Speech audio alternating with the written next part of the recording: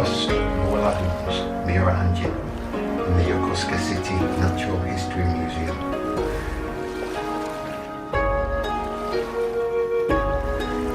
The rebuilt Edo period Tomyodo lighthouse on the cape at Uraga.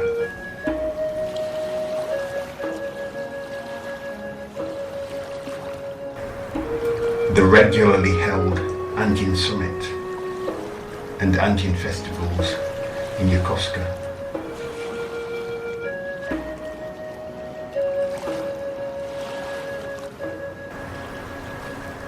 All signs of a local population trying to reconnect with its past.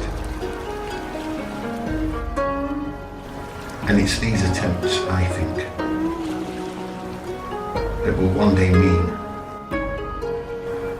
efforts will be made, whether by local people themselves or by outside experts and scientists, to reconnect the people of Hemi with the family of Will Adams through existing DNA techniques.